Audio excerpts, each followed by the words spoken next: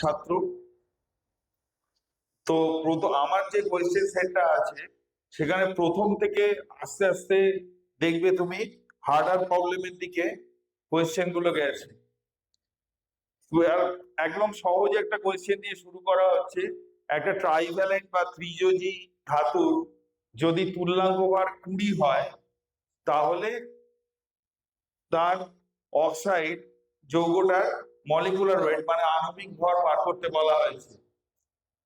এবার যেহেতু এলিমেন্টটা মানে মেটালটা ট্রাইভ্যালেন্ট, তাহলে তার যোজ্যতা বা ভ্যালেন্সি 3। এবার ইকুইভ্যালেন্ট ওয়েটকে যদি ভ্যালেন্সি দিয়ে মাল্টিপ্লাই করা হয় তাহলে তার প্রোডাক্টটা মানে 20 × 3 হবে তার অ্যাটমিক মাস বা পারমাণবিক ভর। এবার আরেকটা ক্লু এখানে দেওয়া আছে যে তার যোজ্যতা 3 মানে ভ্যালেন্সি 3।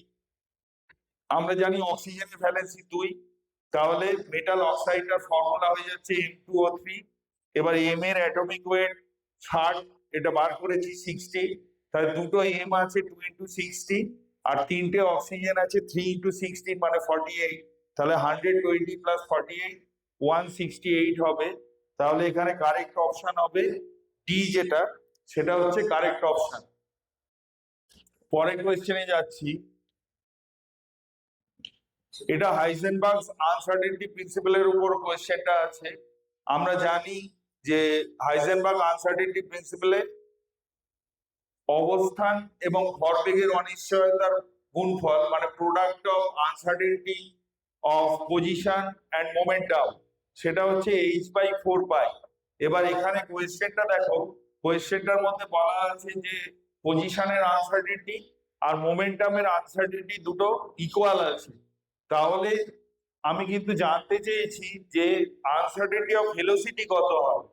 এবার দুটো যেহেতু ইকুয়াল, তাহলে delta x into delta P ছিল h/4π।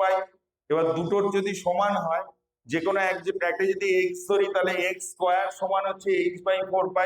তাহলে যে কোনো একটা মানে delta x equal to delta P হলে √h/4π হবে। √h/4π মানে 1/2 √h/π। এবার ডেল্টা পি মানে আনসার্টেনটি ইন মোমেন্টাম, ভরবেগের অনিশ্চয়তা হচ্ছে এম।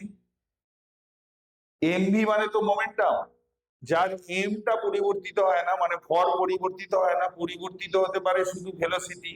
তাহলে ভরবেগের অনিশ্চয়তা হচ্ছে M delta V. M delta V মানে হচ্ছে ওইটা 1/2 √h/2π। তাহলে ডেল্টা ভি হবে, এমটা ক্রস মাল্টিপ্লিকেশন করে ডান দিকে নিচে চলে আসবে, তাহলে 1/2m √h/π হবে। তাহলে এখানে আনসার হবে অপশন সি। বোঝাতে পারছি? বুঝতে না পারলে পরে আমাকে একটু জিজ্ঞাসা করবে, আমি পুরো সেশনটা কমপ্লিট করি, তারপরে তোমাদের কাছে যাবে, তোমাদের কিছু প্রশ্ন থাকলে করবে। এখানে একটা আয়নিক রেডিয়াই কম্প্যারিজন দেয়া আছে, আয়নীয় ব্যাসার্ধের একটা তুলনা দেয়া আছে। তুলনাটা আমরা যেমন সাধারণ প্রশ্নে হয় যে একটাই কয়েকটা আয়ন বা কয়েকটা অ্যাটম ঘুরিয়ে ফিরিয়ে দেয়া থাকে, আমাদের কিন্তু কম্পিটিটিভ এক্সামে এই ধরনের কোয়েশ্চেন থাকবে যেখানে চারটেই আলাদা আলাদা সেট দেওয়া আছে, তোমাকে বলতে হবে কোনটা কারেক্ট। আমরা এটা জেনে আমরা যখন পর্যায় সারণী পড়ি একদম বেসিক আইডিয়া যখন আসে, তখন অ্যাটমিক ভলিউম মানে পারমাণবিক আয়তনের থেকে আয়নিক ভলিউম ক্যাটায়নের ক্ষেত্রে কম হয় আর অ্যানায়নের ক্ষেত্রে বেশি হয়। মানে anion is larger than an atom R cation is smaller than an atom, এটা আমরা জেনে গেছি। এবার প্রথম যে অপশনটা আছে, হাইড্রোজেনের 3টে ফেজ দেওয়া আছে এখানে।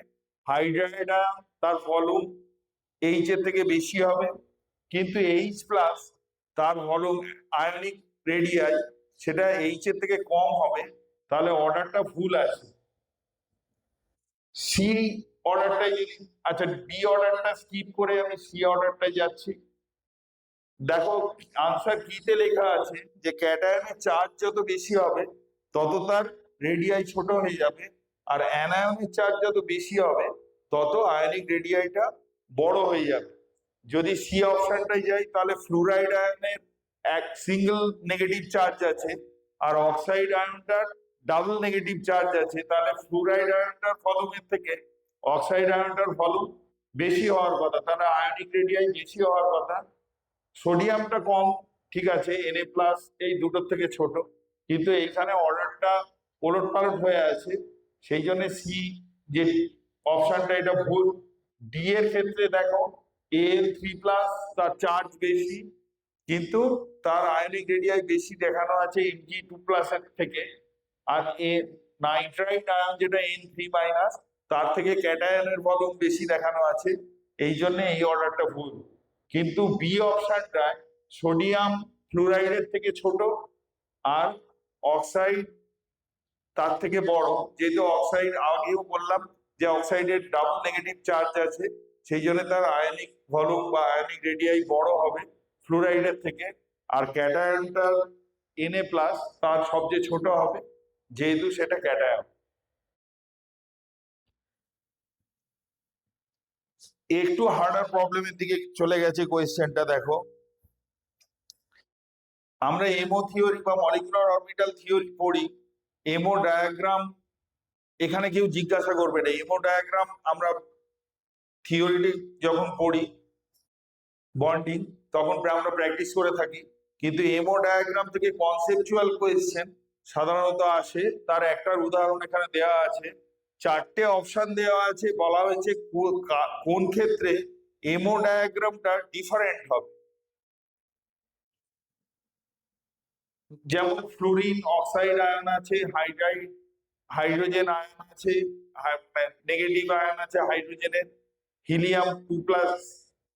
হিলিয়াম মলিকুলের প্লাস আয়ন আছে, নাইট্রোজেন মলিকুলের নেগেটিভ, অক্সিজেন মলিকুলের পজিটিভ আয়ন আছে, অক্সিজেনের নেগেটিভ, ফ্লুরিন মলিকুলের পজিটিভ আয়ন আছে।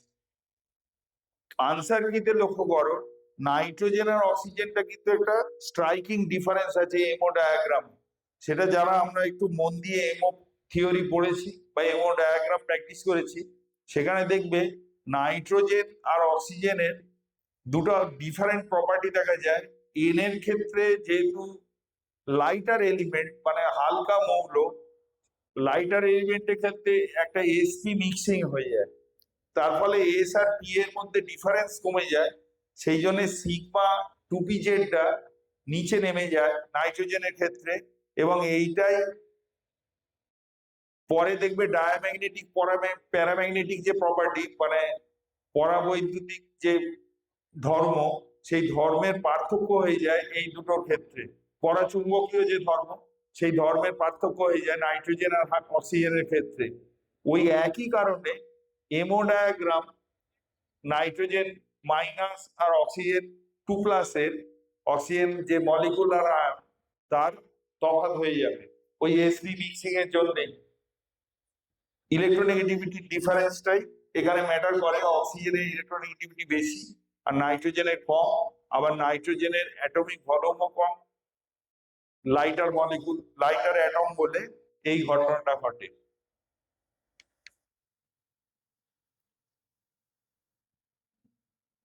কোঅর্ডিনেশন কম্পাউন্ডস বা জটিল যৌগের ক্ষেত্রে একটা প্রশ্ন এখানে দেওয়া আছে, একটা ফর্মুলা দেওয়া আছে CrH2O4 ClNO2, আর বাইরে Cl আছে। আমরা জানি যে সেন্ট্রাল মেটাল যে অ্যাটম তার সঙ্গে বাইরে মানে থার্ড ব্র্যাকেটের বাইরে কোঅর্ডিনেশন স্ফিয়ারের বাইরে যে লিগ্যান্ডটা আছে সেটাকে প্রাইমারি ভ্যালেন্সি বলে, মানে ক্রোমিয়ামের সঙ্গে বাইরে ক্লোরিনটা প্রাইমারি ভ্যালেন্সি আছে, আর ক্রোমিয়ামের সঙ্গে কোঅর্ডিনেশন স্ফিয়ার মানে থার্ড ব্র্যাকেটের মধ্যে যে লিগ্যান্ড গুলো আছে তার ভ্যালেন্সিটাকে গৌণ যোজ্যতা বলে বাংলায়, আর ইংরেজিতে বলে সেকেন্ডারি ভ্যালেন্সি। এখানে দেখবে চারটে যে অপশনস দেওয়া আছে কোন ক্ষেত্রে ভেতরের একটা লিগ্যান্ড বেরিয়ে এক্সচেঞ্জ হয়ে গেছে বাইরের লিগ্যান্ডের সঙ্গে। লক্ষ্য করো যে সি অপশনটায় এসে ভেতরের NO2টা বাইরে চলে এসছে, আর বাইরের যে প্রাইমারি ভ্যালেন্সি যে ক্লোরাইড আয়নটার সঙ্গে ছিল সেটা সেকেন্ডারি ভ্যালেন্সিতে থার্ড ব্র্যাকেটের মধ্যে মানে কোঅর্ডিনেশন স্ফিয়ারের মধ্যে ঢুকে গেছে। বাকিগুলোর ক্ষেত্রে কিন্তু এই ঘটনাটা ঘটেনি। এবার কোয়েশ্চেনটা কি ছিল দেখো, বলছে আয়নাইজেশন আইসোমার কোনটা? ওই যে স্ট্রাকচারটা দেওয়া আছে সেইটা যদি আয়নিত হতো তাহলে থার্ড ব্র্যাকেট মানে কোঅর্ডিনেশন পার্টটা আয়নিত হতো, প্লাস হতো তার মাথায় আর একটা সিএল মাইনাস তৈরি হতো। আর সি যে অপশনটা আছে সেখানে একটা NO2 মাইনাস তৈরি হবে, আর থার্ড ব্র্যাকেটের মধ্যে গোটাটা একটা প্লাস আয়ন হবে। এইটাকে বলা হচ্ছে আয়নাইজেশন আইসোমার, মানে দুটো কম্পাউন্ড যেটা আয়নিত হওয়ার পর মানে after ionising different ions produce করবে।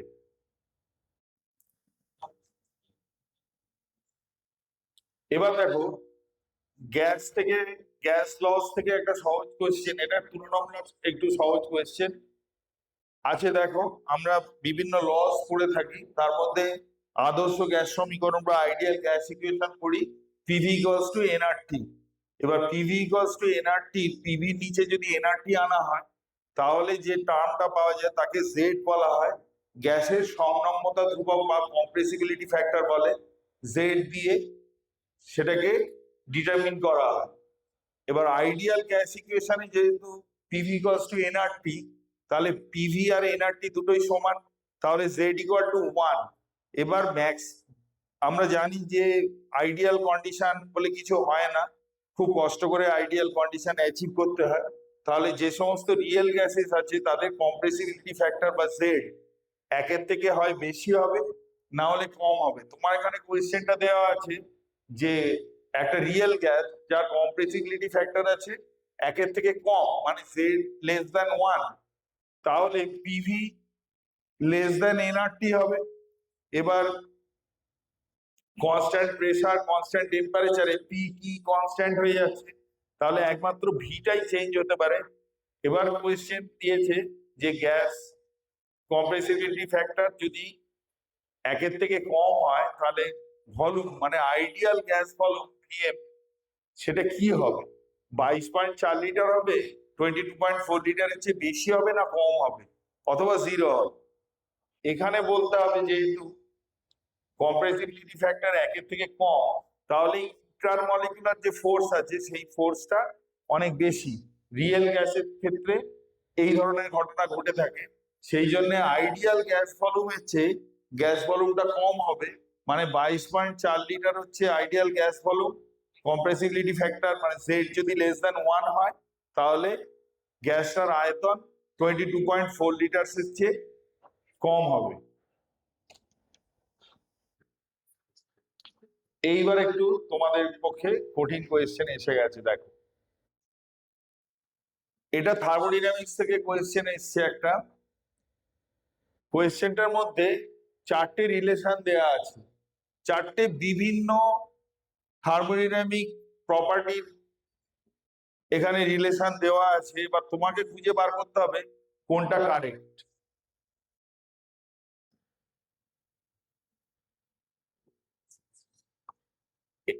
এখানে একটা জিনিস বলার আছে, সেটা হচ্ছে ইন্টারনাল এনার্জিটা কখনো আমরা ই দিয়ে রিপ্রেজেন্ট করি, আবার কোনো কোনো ক্ষেত্রে সেটা ইউ দিয়ে, ইউনিভার্সালি ইউ দিয়ে কখনো রিপ্রেজেন্ট করা হয়। কোয়েশ্চেনটার মধ্যে ই দিয়ে লেখা আছে, যেটা সেকেন্ড যে অপশনটা সেখানে ডিই লেখা আছে, ওটা ডিইউ ও লেখা থাকতে পারে। আমি যেখানে আনসার কিটা করেছি সেখানে কিন্তু ইন্টারনাল এনার্জিটা ইউ ধরা আছে। যদি গিভস ফ্রি এনার্জি ডেফিনিশন দেখি তাহলে G equals to H minus TS. এবার বোথ সাইড যদি ডিফারেন্সিয়েট করা হয় তাহলে dG equals to dH minus H dT minus TdS হবে। আবার যদি এইচ এর ডেফিনিশন মানে এনথালপি ডেফিনিশন দেখি তাহলে H equals to U plus PV, এটাকেও যদি বোথ সাইড ডেরিভেটিভ করি তাহলে dH equals to dU plus PdV plus VdP হয়। আগেরটাকে ইকুয়েশন 1, এটা 2 করা হয়েছে। এবার combination of first law second law বলছে dU is equal to TdS minus PdV. এই dU equals to TdS minus পিডিভিটাকে 2 নাম্বার ইকুয়েশনে সাবস্টিটিউট করা হয়েছে। করতে দেখো টিডিএস ঠিক আছে কিন্তু পিডিভিটা ক্যান্সেল হয়ে গেছে, তাহলে টিডিএস প্লাস ভিডিপি হয়েছে। এই ডিএইচটাকে আবার সেই ফার্স্ট ইকুয়েশনে আমি সাবস্টিটিউট করেছি, করতে যে রিলেশনটা এসছে সেটা হচ্ছে DG equals to VDP minus SDT. ওখানে টিডিএসটা আবার ক্যান্সেল হয়ে গেছে। তাহলে এখানে ফার্স্ট অপশনটা হচ্ছে কারেক্ট, বাকি সেকেন্ড অপশনটায় দেখো ডি মানে D is equal two PDB plus TDS হওয়ার কথা ছিল, সেটা কিন্তু এই মাইনাস টিডিএস হওয়ার কথা ছিল, সরি টিডিএস মাইনাস পিডিবি হওয়ার কথা ছিল, যেটা ইকুয়েশন 2 এর নিচে এসছে। সেই অপশনটা ওখানে কিন্তু উল্টো করে দেওয়া আছে, ডিএইচ এর অপশনটাও ভুল আছে, নিচে ডিজির অপশনটা তো সাইনেরই প্রবলেম আছে। তাহলে এইভাবে আমাদের কিন্তু থার্মোডাইনামিক প্রপার্টি গুলোর ছোটখাটো ডেরিভেশন করে দেখতে হতে পারে যে রিলেশনটা কারেক্ট কি কারেক্ট নয়।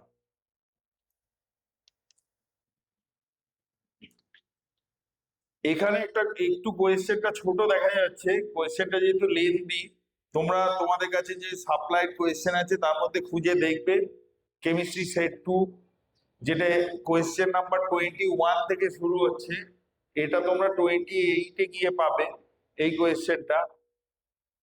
এখানে তিনটে কম্পাউন্ডের delta G, standard delta G formation দেওয়া আছে, মানে gives free energy for formation standard value দেওয়া আছে। একটা হচ্ছে সিইউও, একটা CO2 আর আরেকটা H2O। এবার বলা আছে যে সিইউও কে কারা কারা রিডিউস করতে পারে।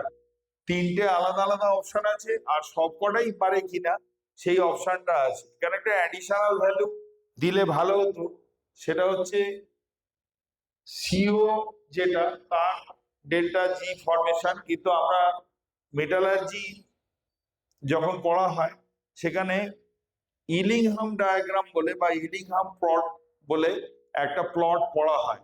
এইটা তোমরা যদি কেউ এখনো পর্যন্ত না জেনে থাকো, একটু বাড়ি গিয়ে ইলিংহাম প্লট যেটা সেটা একটু কনসাল্ট করবে। ইলিংহাম প্লটের একটা স্পেশালিটি আছে, সেটা হচ্ছে ইলিংহাম প্লটের উপরের যেগুলো অক্সাইড গুলো আছে তার নিচের অক্সাইড যেগুলো আছে সেগুলো যদি ডেল্টা মানে ডেল্টা জি এফ যাদের কম, সেই সমস্ত অক্সাইড যদি ফরমেশন হয় তাহলে সেগুলো উপরের অক্সাইডকে রিডিউস করে মানে বিজারিত করে ফরমেশনটা হতে পারে। এখানে যেহেতু delta G formation of CO2 আর delta G formation of H2O দুটোর ভ্যালুই দেখো ডেল্টা G0F CuO থেকে কম, সেই কারণে এরা দুজনেই ভালো রিডিউসিং এজেন্ট। আর মেটালার্জিতে আমরা যেহেতু CO2 কথাটা এখানে লেখাই আছে, মেটালার্জিতে CO একটা খুব ভালো রিডিউসিং এজেন্ট, সেটা অলরেডি ব্যবহার করা হয় বিভিন্ন মেটালের এক্সট্রাকশনে। CO থেকে CO2 যেহেতু হয়, সেই জন্যই COর হিট অফ ফরমেশনটা হোল্ড করা আছে।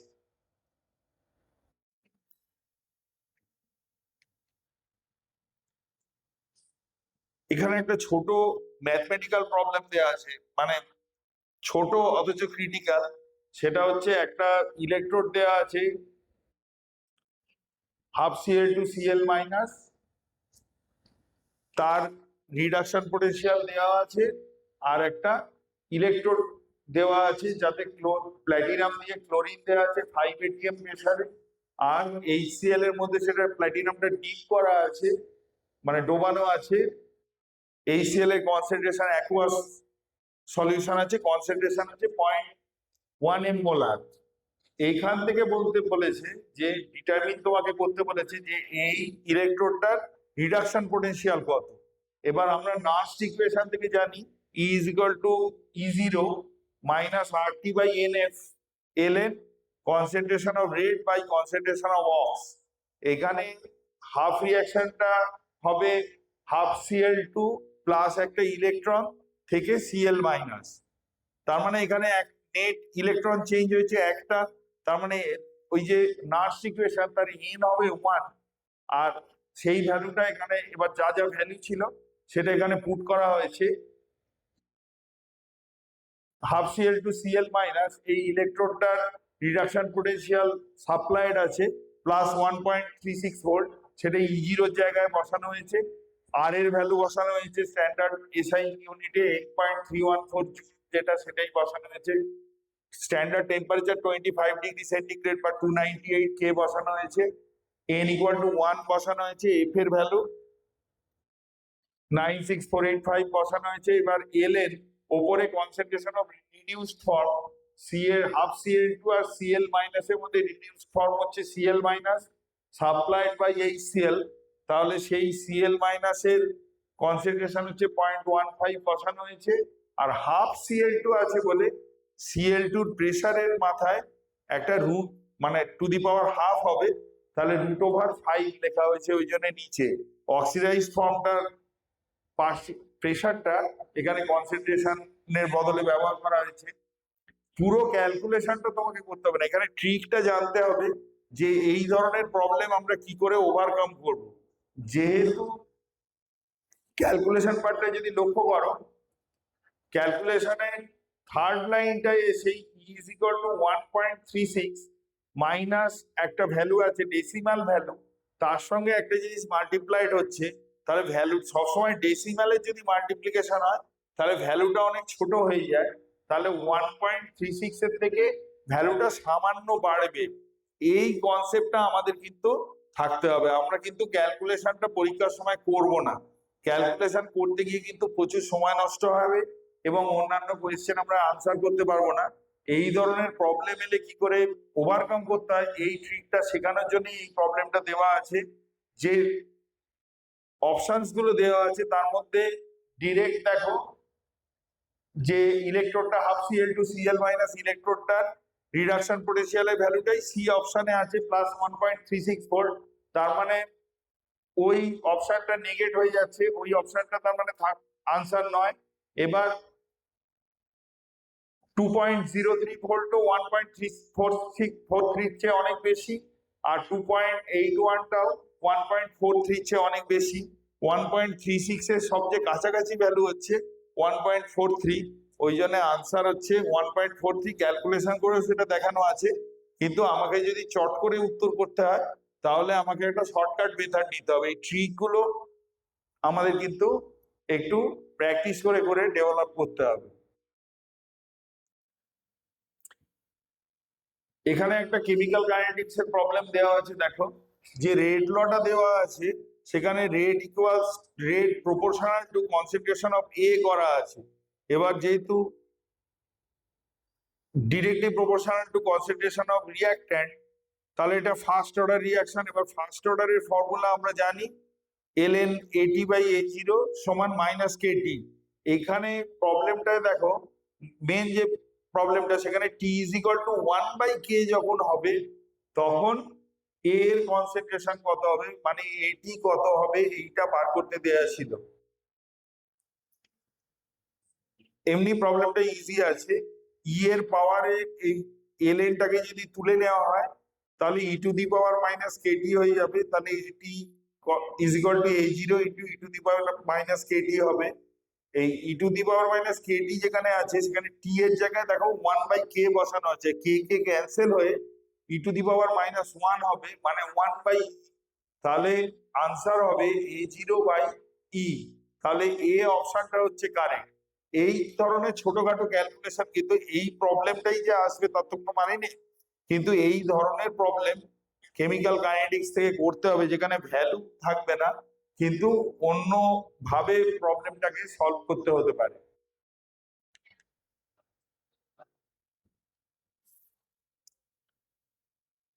আমরা ইমালশন বলে এক ধরনের মিক্সচারের কথা শুনে থাকি, যাকে বাংলায় অবদ্রব্য বলা হয়।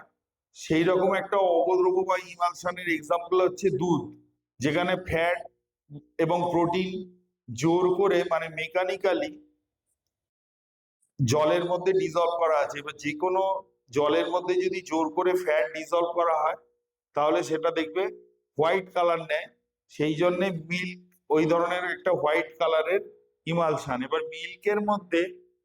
মিল্কটাকে ইমালশন ফর্মে রাখার জন্য যেটা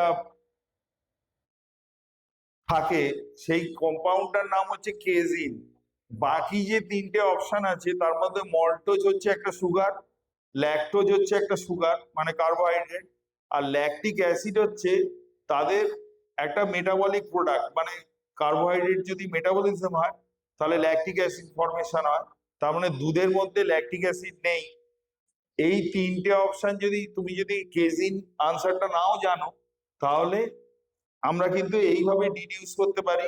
বাকি অপশন গুলো নেগেট করতে করতে আমরা সঠিক অপশনটায় পৌঁছতে পারি।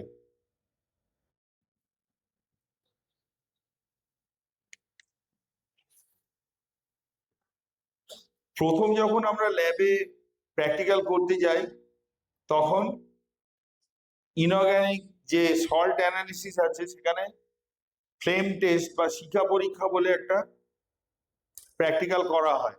ফ্লেম টেস্টের ক্ষেত্রে বলা আছে এখানে কোন অপশনটা কারেক্ট। ফ্লেম অ্যালকালি মেটাল মানে ক্ষার ধাতুগুলোর ফ্লেম টেস্ট করব, তার কোন প্রপার্টিটা এখানে শিখা পরীক্ষায় মূল ভূমিকা পালন করছে। চারটে অপশন আছে, চারটে অপশনই কিন্তু অ্যালকালি মেটালের ক্ষেত্রে প্রযোজ্য। অ্যালকালি মেটালের সাইজ বড়, কম লো আয়নাইজেশন পটেনশিয়াল বা কম আয়নীকরণ বিভব আছে, লো মেল্টিং পয়েন্ট মানে কম গলনাঙ্ক আছে, ফ্লেক্সিবিলিটি বা ম্যালিয়েবিলিটি নমনীয়তা অনেক বেশি, খুবই সফট হয়, আর বাইরের পক্ষে একটা ইলেকট্রন থাকে। এই যে ফ্লেম টেস্ট, তার মেন থিওরিটা হচ্ছে বাইরের যে ইলেকট্রন সেটাকে এক্সাইট করা হয় বাই হিট। এবার হিট এনার্জি অ্যাবজর্ব করে বাইরের যে ভ্যালেন্স ইলেকট্রনটা আছে সেটা জাম্প করে আরো আউটার সেলে চলে যায়। যখন সেটা আউটার সেল থেকে ফিরে আসে, তখন একটা পার্টিকুলার মেটালের ক্ষেত্রে একটা পার্টিকুলার ওয়েভলেন্থে সে রেডিয়েশন ছাড়তে ছাড়তে ফিরে আসে। ওই জন্য এক একটা মেটালের ক্ষেত্রে এক এক রকম কালার হয়। আমরা তুবড়ি বা রং মশালের ক্ষেত্রে দেখবে যে সমস্ত কালার আসে সেটার মধ্যে পুরোটাই কেমিস্ট্রি আছে। ওই কম্পাউন্ড গুলো সব তার মধ্যে দেওয়া থাকে, যে কম্পাউন্ড গুলো কি কালার দেবে কোন কম্পাউন্ডটা, সেটা কিন্তু আগে থেকেই প্রিডিটারমাইন্ড। খানিকটা সবুজ রং মশাল পুড়ে গিয়ে খানিকটা লাল হয়ে পড়ে, তার কারণ সবুজকে কালার, কোন মেটালটা সবুজ কালার দেবে আর কোন মেটালটা লাল কালার দেবে সেটা কিন্তু আগে থেকেই তারা জানে, এবং সেই অনুযায়ী কম্পাউন্ড মেশানো হয়।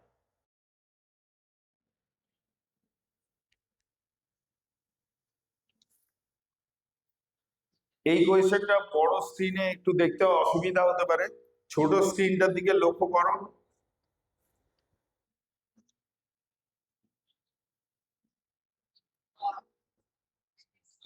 এসেছে দেখো ছোট স্ক্রিনে, যারা দূর থেকে দেখতে অসুবিধা হতে পারে। এখানে একটা ইচ্ছা করেই আনসার কিটা দেওয়া নেই, এখানে একটা ম্যাচিং দেওয়া আছে। ম্যাচিংটার লেফট কলামটা আমি একটু পড়ে দিচ্ছি। ওপরে আছে সিও প্লাস হাইড্রোজেন মানে কার্বন মনোক্সাইড আর হাইড্রোজেনের একটা মিক্সচার। তারপরে দেওয়া আছে টেম্পোরারি হার্ডনেস অফ ওয়াটার মানে জলের অস্থায়ী ক্ষরতা। তারপরে দেওয়া আছে B2H6 বা ডাইবোরেন। তারপরে দেওয়া আছে H2O মানে হাইড্রোজেন পারঅক্সাইড। এবার রাইট সাইডে আপার কলামে আছে MgHCO3 ওয়াইজ মানে magnesium bicarbonate plus calcium bicarbonate আছে। 2 নম্বর অপশনটা রাইট সাইডে আছে ইলেকট্রনের ঘাটতি সম্পন্ন হাইড্রাইড মানে ইলেকট্রন ডেফিসিয়েন্ট একটা হাইড্রাইড। 3 নম্বর অপশনটা আছে সিনথেসিস গ্যাস, আর 4 নম্বর আছে অসমতলিক গঠন বা নন প্ল্যানার স্ট্রাকচার। এখানে একটা জিনিস ইচ্ছা করেই আমি দিয়েছি, সেটা হচ্ছে 4 নাম্বার অপশনটা কিন্তু মেলানোই আছে, মানে অসমতলিক গঠন হাইড্রোজেন পারঅক্সাইডের একটা বুক লাইক স্ট্রাকচার হয়, মানে একটা বইয়ের দুটো পৃষ্ঠা যদি খুলে রাখা হয় তাহলে যেরকম দেখতে হয় হাইড্রোজেন পারঅক্সাইডের দুটো OH বন্ড ওই রকম ভাবে দুদিকে হয়ে আছে। এই বুক লাইক স্ট্রাকচারটার জন্য H2O2 হচ্ছে একটা অসমতলিক গঠনের একটা যৌগ। তাহলে বাকি 3টে অপশন আমাকে মেলাতে হবে। তার তার আরেকটা সহজ অপশন এখানে আছে B2H6 বা ডাইবোরেন, সেখানে দুটো BH3 জুড়ে তো B2H6 হয়, সেখানে হাইড্রোজেন ব্রিজ বন্ড বা ব্যানানা বন্ড বলে একটা B2H6 এর মধ্যে বন্ড থাকে। এটা বন্ডিং এই পড়া হয় বা বোরনের ক্ষেত্রেও পড়ে থাকতে পারো তোমরা, যে এই বন্ডটা একটা 2 সেন্টার 3 ইলেকট্রন এই সরি 3 সেন্টার 2 ইলেকট্রন বন্ড, 3টে সেন্টার হলে 4টে ইলেকট্রন থাকার কথা, কিন্তু নেই এখানে। সেই ফ্রি সেন্টার 2 ইলেকট্রন বন্ডটা হচ্ছে ইলেকট্রন ডেফিসিয়েন্ট বন্ড, সেই জন্য B2H6 এর অপশনটা হবে 2। আর জলের অস্থায়ী ক্ষারতা, জলের মধ্যে কি মিশে আছে না আছে আমরা তো অনেক সময় জানি না, সেই জন্য জল অনেক সময় নানা জায়গায়, তোমাদের এই জেলাতেও শহরাঞ্চলে অনেক সময় পেটের রোগ দেখা দেয় বা অতীতেও দেখা দিয়েছে, তখন লোকে জল ফুটিয়ে খায়। জল ফোটালে কি হয়, জলের মধ্যে যে সমস্ত ক্যালসিয়াম বা বাইকার্বনেট আছে, কার্বনেট বা বাইকার্বনেট, ক্যালসিয়াম ম্যাগনেসিয়াম, সেগুলো থেকে কার্বন ডাই অক্সাইড বেরিয়ে যায়, গিয়ে হাইড্রোক্সাইডটা পাত্রের তলায় সেডিমেন্ট পড়ে যায়। ওই জলের অস্থায়ী ক্ষারতা, সেই জন্য পাত্রের তলায় একটা সাদা দাগ হয়ে যায়, দেখবে বা কিনারা বরাবর জল যেখানে ফোটানো হয় একটা সাদা দাগ হয়ে যায়, ওই হাইড্রোক্সাইড গুলো অক্সাইডে কনভার্ট হয়ে ওখানে আটকে থাকে। এই জলের অস্থায়ী ক্ষারতার জন্য দায়ী হচ্ছে ওই ম্যাগনেসিয়াম আর ক্যালসিয়াম বাইকার্বনেট। তাহলে একটা অপশনই আমার থাকছে CO+H2। যদি এই মিক্সচারটা সিনথেসিস গ্যাস নামে যদি নাও জানি, কিন্তু কয়েকটা জিনিস আমাকে মিক্সচার, যেমন water gas, synthesis gas, producer gas, এইগুলো কিন্তু জানতে হবে কোন কোন গ্যাসের মিক্সচার থেকে তৈরি। এবার অপশনটা যে সিনথেসিস গ্যাস থাকবে তার কোনো মানে নেই, অন্য অপশনও থাকতে পারে।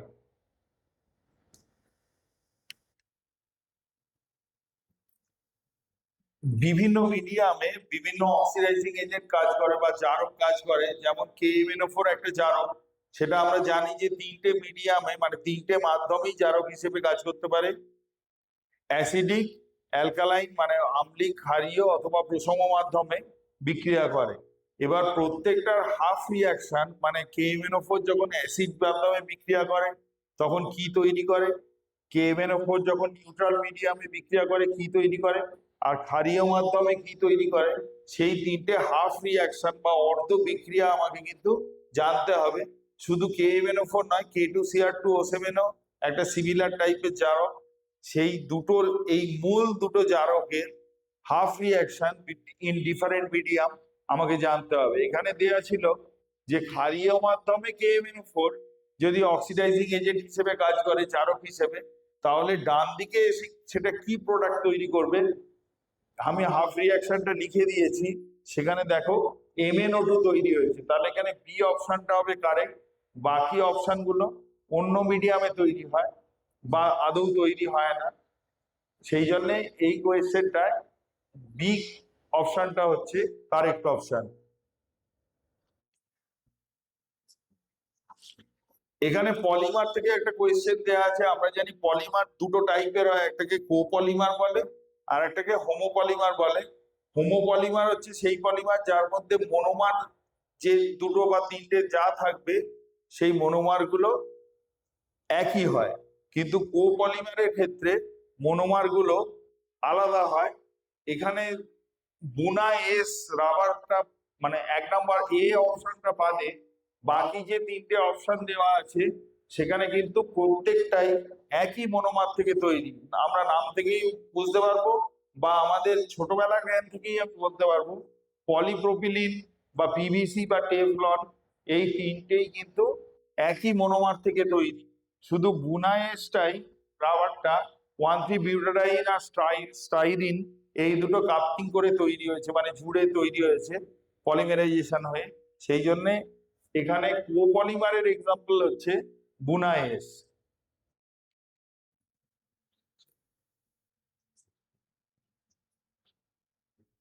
এই কোয়েশ্চেনটা কিন্তু একটু টাফ কোয়েশ্চেন আছে। দেখো অনেকেই আমরা একটা অ্যাসিড বা পেপটাইড বা অ্যামিনো অ্যাসিডের আইসোইলেকট্রিক পয়েন্ট বা সমতড়িৎ বিন্দু বলে একটা প্রপার্টির কথা পড়ে থাকি। তার আগে জুইটার আয়ন বলে একটা জিনিসের কথাও আমরা পড়ে থাকি। জুইটার আয়ন হচ্ছে যে একটা অ্যামিনো অ্যাসিড বা পেপটাইড লিঙ্কেজ বা প্রোটিন বা যাই হোক, তার দুটো এন্ডে একটা বেসিক এন্ড থাকে মানে NH2 এন্ড, আর একটা অ্যাসিডিক এন্ড থাকে মানে COOH এন্ড। এবার অ্যাসিডিক এন্ডটা প্রোটনটা ছেড়ে দেয়, COOH থেকে COO মাইনাস হয়ে যায়, সেইটাই অন্য এন্ডের NH3 নিয়ে NH3 প্লাস হয়ে যায়। এটা হচ্ছে জুইটার আয়ন। জুইটার আয়নের কোয়েশ্চেন কিন্তু এটা নয়, জুইটারটা জানতে হবে কেন সেটা আমি বোঝাচ্ছি। আইসোইলেকট্রিক পয়েন্ট হচ্ছে এমন একটা পিএইচ, যে পিএইচে গেলে ওইটা যদি ওই অ্যামিনো অ্যাসিডটা যদি একটা ইউটিউবে রেখে তড়িৎচলন বা ইলেকট্রোফোরেসিস করা, একটা ইউটিউবের মধ্যে ওই অ্যামাইনো অ্যাসিডটা একটা মিডিয়ামের, একটা অ্যাকুয়াস মিডিয়াম বা জলীয় দ্রবণে রাখা হলো, যার মধ্যে দু এক ফোঁটা অ্যাসিড দেওয়া হলো বা ক্ষার দেওয়া হলো, যাই হোক। এবার ক্যাথোড অ্যানোড দিয়ে যদি ইলেকট্রিসিটি অ্যাপ্লাই করি, তাহলে যে পিএইচ এ ওই অ্যামিনো অ্যাসিডটা কোনো দিকেই মুভ করবে না, সেই পিএইচটাকে বলা হচ্ছে আইসোইলেকট্রিক পয়েন্ট। এর সঙ্গে কারেন্টের কোনো সম্পর্ক নেই, কিন্তু কারেন্টটা পাস করা হবে, কিন্তু জুইটার আয়ন ফর্মে যদি থাকে তাহলে যে কোনো একদিকে মুভ করে যাবে।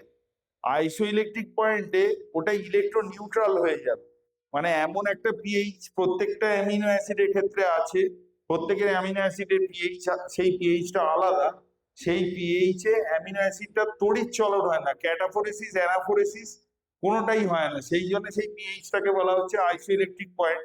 এবার এখানে বলা আছে অ্যালানিনের আইসোইলেকট্রিক পয়েন্ট 6.1, মানে একটা 7-এর চেয়ে কম, মানে একটা অ্যাসিডিক পিএইচ এ অ্যালানিন কোনো দিকে মুভ করে না। এবার ওই পিএইচটাকে 10 করে দেওয়া হলো, মানে >7 করে দেওয়া হলো, তাহলে অ্যালকালাইন পিএইচ হয়ে গেল।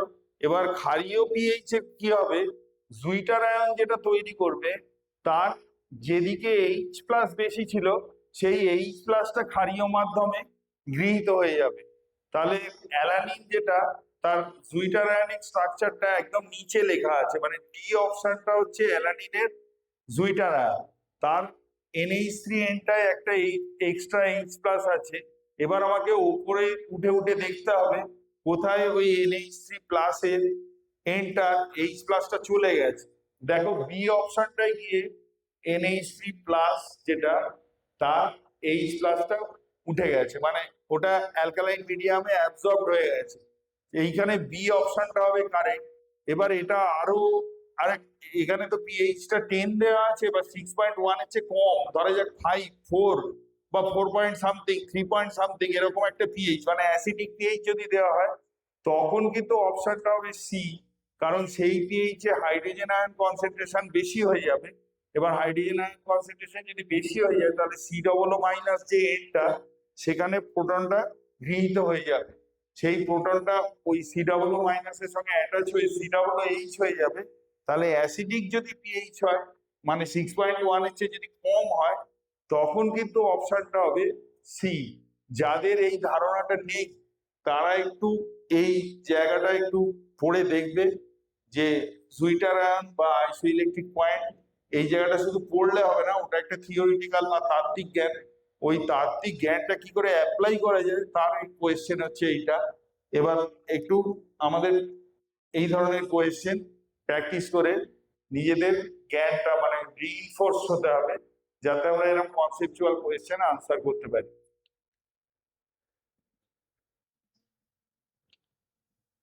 ফটোকেমিক্যাল স্পর্ম বা আলোক রাসায়নিক ধোঁয়াশা বলে একটা দূষকের, পরিবেশ দূষণের কথা আমরা প্রায়ই পড়ে থাকি বইতে। সেখানে লাল রঙের একটা ধোঁয়াশার সৃষ্টি হয়। লস এঞ্জেলেসে প্রথমে এই স্মগটা হয়েছিল, এখন বিভিন্ন জায়গায় দেখা যায়। এবার এই লাল ধোঁয়াশাটার মূল কারণ হচ্ছে পারক্সি অ্যাসাইল নাইট্রেট বা পেন বলে একটা কম্পাউন্ড ফর্মেশন হয়। এই পারক্সি অ্যাসাইল নাইট্রেট ফর্মেশনের একটা ক্রুশিয়াল কম্পোনেন্ট হচ্ছে নাইট্রোজেন অক্সাইড, নাইট্রিক অক্সাইড বা NO। এবার এখানে অপশন দেওয়া আছে যে ওই রেড হেজটা যে তৈরি হয় তার জন্য কোন এলিমেন্টের অক্সাইড, 4টে এলিমেন্ট দেওয়া আছে, একটা নাইট্রোজেন, একটা সালফার, একটা হাইড্রোকার্বন, হাইড্রোকার্বন মোটেই এলিমেন্ট নয়, আর একটা কার্বনের কথা লেখা আছে। তাহলে যেটা এলিমেন্ট নয় সেটার কথা প্রথম আলোচনা হোক। হাইড্রোকার্বনটা যদি অক্সিজেনে পোড়ানো হয় বা অক্সিজেনের সঙ্গে রিয়াকশন করে, তাহলে হাইড্রোজেনটা ওয়াটার ভেপার তৈরি করে, আর কার্বনটা কার্বন মনোক্সাইড বা কার্বন ডাইঅক্সাইডে কনভার্ট হয়। এবার আমরা তো এখানে নক্স বা নাইট্রোজেনের অক্সাইড বা NOর কথা বলছি, তাহলে হাইড্রোকার্বন থেকে যে সমস্ত অক্সাইড মানে ওয়াটার ভেপার আর কার্বন মনোক্সাইড বা কার্বন ডাইঅক্সাইড তৈরি হবে, সেটা রেসপন্সিবল নয়। তাহলে কার্বনও একইভাবে রেসপন্সিবল নয়। সালফার ডাইঅক্সাইড, সালফার থেকে উৎপন্ন সালফার ডাইঅক্সাইড বা সালফার ট্রাইঅক্সাইড এর রেসপন্সিবল নয় ফটোকেমিক্যাল স্মগ এর জন্য। তাহলে এ হবে এখানে কারেক্ট অপশন।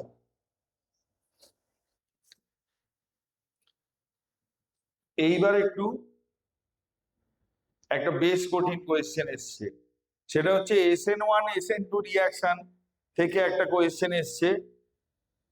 আমরা একদম বেসিক কনসেপ্ট অফ কেমিস্ট্রিতে বা অর্গানিক কেমিস্ট্রির যে বেসিক কনসেপ্ট সেখানে SN1 SN2 পড়ে থাকি। এখানে তিনটে কম্পাউন্ডের স্ট্রাকচার দেওয়া আছে।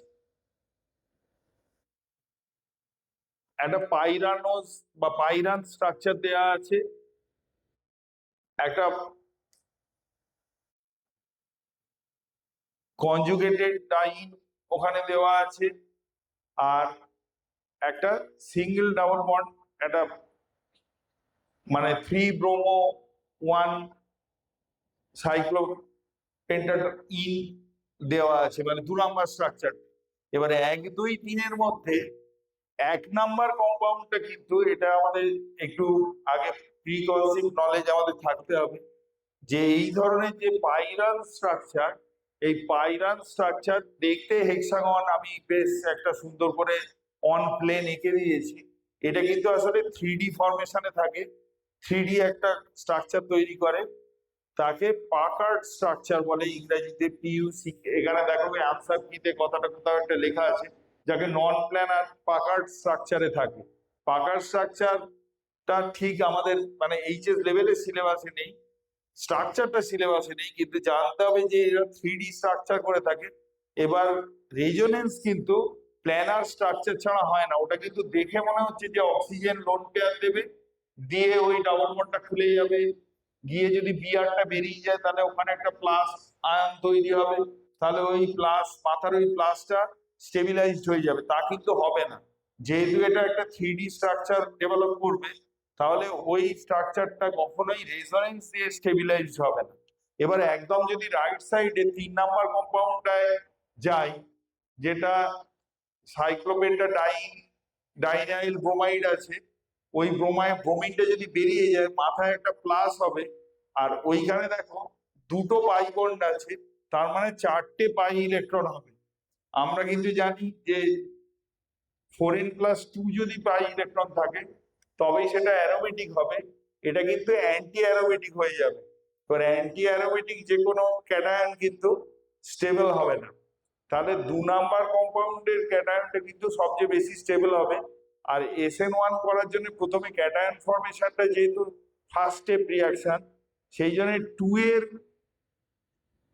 SN1 রেট হবে ম্যাক্সিমাম, তারপরে হবে 1 এর রেট, আর সবচেয়ে কম হচ্ছে 3 এর রেট। সেই কারণে বি অপশনটা হবে কারেক্ট, বাকি অপশনগুলো কিন্তু সব ভুল।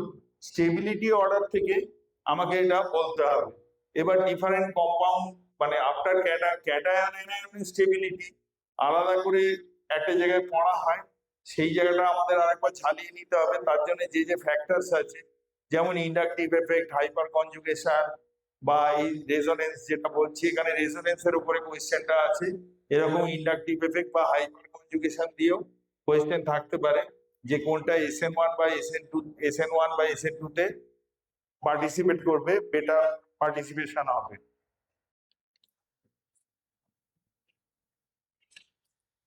অ্যানিলিনের অক্সিডেশনের উপরে একটা কোয়েশ্চেন আছে, নাইট্রোবেনজিনের রিডাকশন, অ্যানিলিনের অক্সিডেশন, এইগুলো আমরা পড়ে থাকি। অ্যানিলিনের জারণ বা বিভিন্ন মাধ্যমে নাইট্রোবেনজিনের বিজারণ, আর বিভিন্ন মাধ্যমে অ্যানিলিনের অক্সিডেশন। অ্যানিলিনকে অক্সিডাইজ করলে খুব সহজেই ওই প্রথম কম্পাউন্ডটা তৈরি হয়ে যায়, যেটা নাইট্রোসোবেনজিন তৈরি হয়েছে NO মাথায়। কিন্তু অ্যানিলিনকে যদি ক্রোমিক অ্যাসিডের মতো একটা ভিগোরাস অক্সিডাইজিং এজেন্ট মানে খুব স্ট্রং অক্সিডাইজিং এজেন্ট দিয়ে অক্সিডাইজ করে দেওয়া হয়, তাহলে কাইনেটিক্যালি কন্ট্রোলড একটা রিয়াকশন হয়। মানে এইটা একটু কঠিন টার্ম এসে যাচ্ছে, খুব দ্রুত বিক্রিয়া হয়। কাইনেটিক্স হচ্ছে বিক্রিয়ার গতি নিয়ন্ত্রণ করে, হচ্ছে যেটা যে চ্যাপ্টারে আলোচনা হয় বিক্রিয়ার গতি নিয়ে, তাকে কাইনেটিক্স বলা হয় বা রাসায়নিক গতিবিদ্যা। এই গতি দিয়ে গতি নিয়ন্ত্রিত যে প্রোডাক্টটা হয় সেটা কিন্তু হচ্ছে সি, যেটা প্যারাবেনজোকুইনন। এটা কিন্তু যদি লং এফেক্ট লং টার্ম যদি রেখে দেওয়া হয়, মানে ফ্রমিক অ্যাসিড মিশিয়ে অনেকক্ষণ বা অনেক দিন রেখে দেওয়া হলো, বা কিছু মেশানোই হলো না, শুধু অ্যানিলিনের বোতলটা ল্যাবে রেখে দেওয়া হলো। আমরা যদি আমাদের ল্যাবরেটরিতে, স্কুলের ল্যাবরেটরিতে অ্যানিলিন স্যাম্পল দেখে থাকি, তাহলে দেখবেন সেটা আর কালারলেস নেই, সেটা কিন্তু একটা হালকা হলুদ বা লাল কালার এসে গেছে। তার কারণ হচ্ছে এই ধরনের চার্জ ট্রান্সফার কমপ্লেক্স, যেমন এখানে প্যারাবেঞ্জোকুইনন বলছি, ওই যে আগে বোঝালাম যে অ্যালকালি মেটালের যে কালার, শিখা পরীক্ষায় যে কালার হয়, সেখানেও যেমন ইলেকট্রন জাম্প হয়, এখানেও ইলেকট্রন জাম্প হয়, কিন্তু ইলেকট্রন জাম্পটা উইদিন কম্পাউন্ড রয়ে যায়। এটা আরেকটু হায়ার লেভেলের কেমিস্ট্রি, সেটা আমাদের এক্ষুনি জানার প্রয়োজন নেই, কিন্তু জানতে হবে এই ধরনের স্ট্রাকচারের মধ্যে এই যারা প্যারাবেঞ্জোকুইনন বা অন্য আরো যে সমস্ত কম্পাউন্ড, বেঞ্জিডিন বলে আর একটা কম্পাউন্ড তৈরি হয়, এখান থেকেই মানে অনেকক্ষণ রেখে দিলে থার্মোডাইনামিক্যালি কন্ট্রোল বিভিন্ন প্রোডাক্ট হবে যেগুলো আরো বেশি স্টেবল, সেগুলো কিন্তু সব কালার্ড কম্পাউন্ড। এবার হালকা ওই জন্য যে অ্যানিলিন স্যাম্পলটা আমাদের ল্যাবরেটরিতে বোতলে রাখা আছে, সেটা বারবার বার করা হচ্ছে আর অন্ধকারে রাখা হচ্ছে। ওই বাইরে বার করলেই যতটা এক্সপোজার টু লাইট হচ্ছে, সেখানেই কিন্তু ওটা অক্সিডাইজ হয়ে যায়, এরিয়াল অক্সিডেশন হয়ে যায়, বা বাতাসের অক্সিজেন দিয়ে জারিত হয়ে যায়, হয়ে গিয়ে বিভিন্ন চার্জ ট্রান্সফার কমপ্লেক্স তৈরি করে ফেলে, সেই জন্য কালার এসে যায়, হালকা হলুদ বা লাল কালার দেখা যায়। একটা লাস্ট কোয়েশ্চেন এসছে, এইটাই আমার এখানে শেষ আলোচনার কোয়েশ্চেন। এখানেও একটা প্রতিস্থাপন বিক্রিয়া বা সাবস্টিটিউশন রিঅ্যাকশন আলোচনা করা হয়েছে। দেখো দুটো এখানে সাবস্টিটিউয়েন্ট কম্পাউন্ডের মধ্যে আছে যাকে রিপ্লেস করা যেতে পারে, একটা হচ্ছে সিএল আর একটা আয়োডিন। আয়োডিনটা যেহেতু বেঞ্জিন রিং এর সঙ্গে ডিরেক্টলি লিঙ্কড আছে, সেই জন্য ও কিন্তু রেজোনেন্সে পার্টিসিপেট করে ফেলে বা করতে পারে, তার সম্ভাবনা আছে। সেই জন্য আয়োডিনটাকে কিন্তু যে NaCN যে রিএজেন্টটা দেওয়া আছে, তার CN মাইনাস দিয়ে রিপ্লেস করা অতটা সহজ নয়। কিন্তু সিএলটা যেহেতু একটা sp3 হাইব্রিডাইজড কার্বনের সঙ্গে জুড়ে আছে, তাহলে CL can be easily replaced by CN, তাহলে আয়োডিনটা রয়ে যাবে আর সিএলটা সিএন দিয়ে রিপ্লেসড হয়ে যাবে। তাহলে এখানে বি অপশনটা হবে কারেক্ট, বাকি অপশন গুলো কখনোই কারেক্ট হবে না। যেমন দুটো ক্ষেত্রে, যেমন এ অপশনে আয়োডিন এবং ক্লোরিন দুটোই সিএন দিয়ে সাবস্টিটিউটেড হয়ে গেছে, বা সি অপশনটা আয়োডিনটা রিপ্লেসড বাই সিএন, আবার ডি অপশনটা chlorine is replaced by CN, আবার আয়োডিনের ঠিক অ্যাডজাসেন্ট কার্বনে একটা সিএন ঢুকে গেছে। এইটা কিন্তু একদমই ওই যে ডি কম্পাউন্ডটা, এটা একদমই আয়োডিন এন্টারটেইন করবে না, কারণ আয়োডিনের অ্যাটমিক ভলিউম বা পারমাণবিক আয়তন অনেক বেশি। স্টেরিক হিন্ড্রেন্সের জন্য, স্টেরিক হিন্ড্রেন্স একটা পীড়ন এক ধরনের, মানে ও কিন্তু তার পাশে স্পেসটা অন্য কোনো গ্রুপকে ইউজ করতে দেবে না, ওর যেহেতু নিজের আয়তন বেশি, ইনকামিং যে নিউক্লিওফাইল তাকে কিন্তু তার পাশে স্পেসটা ও শেয়ার করবে না। সেই জন্য ডি কম্পাউন্ডটা কখনো হবে না, মানে ডিতে কখনোই সিএনটা প্রবেশ করতে পারে না, ডি এ যেভাবে প্রবেশ করেছে আয়োডিনের পাশে কার্বন, তাহলে এখানে কারেক্ট অপশন হবে বি। এইভাবে আমরা বিভিন্ন যে চ্যাপ্টার আছে তার কোয়েশ্চেন দেখতে পাবে। আমরা যে তিনটে সেট তোমাদের প্রোভাইড করেছি, তার মধ্যে ডিফারেন্ট চ্যাপ্টারসে ডিফারেন্ট কোয়েশ্চেন্স আছে, তার কোয়েশ্চেনের হার্ডনেস লেভেলও বিভিন্ন আছে, তোমরা সলভ করবে। এবং আমি আশা করছি তোমরা এই যে আগামী যে সমস্ত কম্পিটিটিভ এক্সাম আছে তাতে অনেক ভালো ফল করবে। ধন্যবাদ।